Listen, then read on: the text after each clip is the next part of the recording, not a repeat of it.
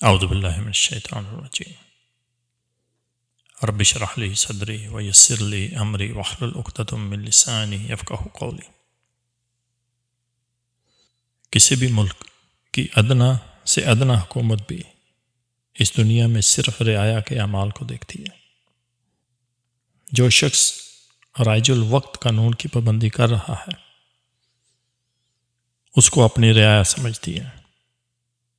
رعیت کے حقوق، رعیت کی مراعات و انعام، امن کے سامان، بے نیازی اور استغنا سے سب دیتی ہے۔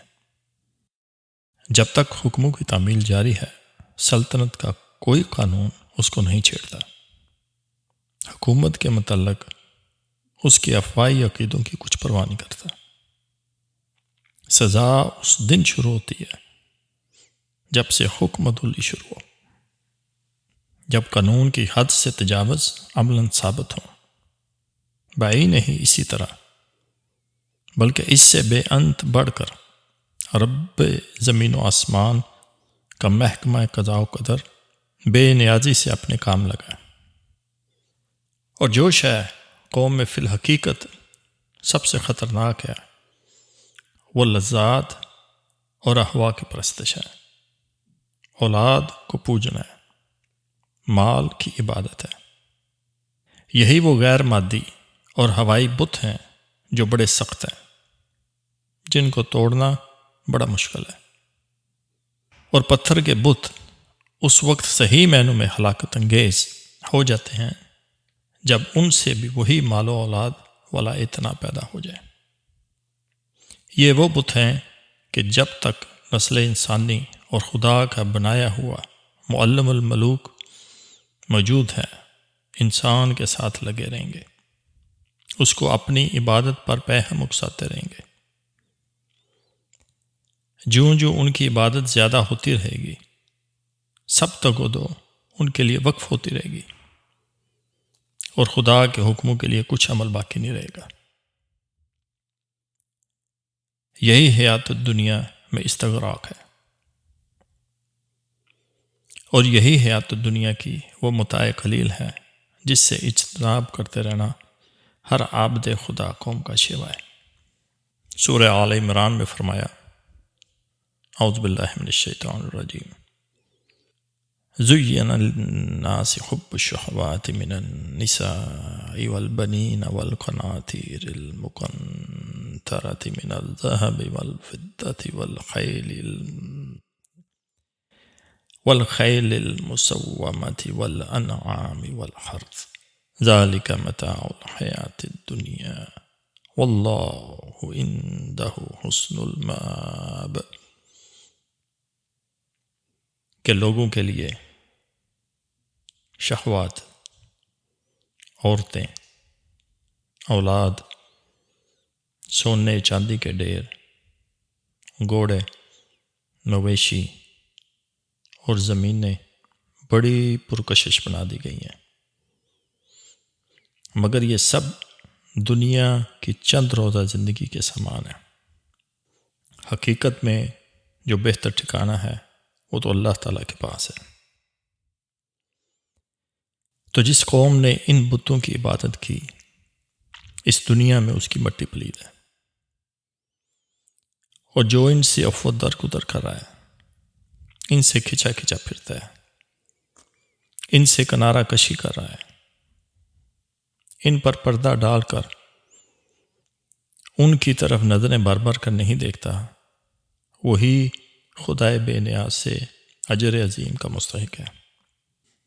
سورہ تغابن میں فرمایا، اعوذ باللہ من الشیطان الرجیم، یا ایہا الذین آمنوا ان من ازواجکم و اولادکم عدوا لکم فاحذروہم وَإِن تَعْفُوا وَتَصْفَحُوا وَتَغْفِرُوا فَإِنَّ اللَّهَ غَفُورٌ رَحِيمٌ۔ إِنَّمَا أَمْوَالُكُمْ وَأَوْلَادُكُمْ فِتْنَةٌ وَاللَّهُ عِندَهُ أَجْرٌ عَظِيمٌ۔ کیا ایمان والو، تمہاری بیویوں اور اولاد میں سے بعض تمہارے دشمن ہیں، ان سے ہوشیار رہو، اور اگر تم اف اور درگزر سے کام لو تو اللہ غفور الرحیم ہے۔ تمہاری اولاد اور مال فتنہ ہے، اور اصلی اجر اللہ تعالیٰ ہی کے پاس ہے۔ تو جس نے مال اور مکان، بیٹوں اور بیٹیوں، گھوڑے اور جوروں، پیر اور کبیر اور باغوں کو اپنا معبود بنا لیا، اس کی عاقبت قطعاً خراب ہے۔ اور حیات الدنیا کی عبادت میں جو قوم لگ گئی، اس کی عاقبت بہر نو خراب ہے۔ یہی سچی بت پرستی اور سچا شرک ہے۔ سورہ یونس میں فرمایا، اعوذ باللہ من الشیطان الرجیم، ان الذین لا یرجون لقاءنا ورضوا بالحیاة الدنیا واطمأنوا بها والذین هم عن آیاتنا غافلون اولئک مأواهم النار بما كانوا یکسبون۔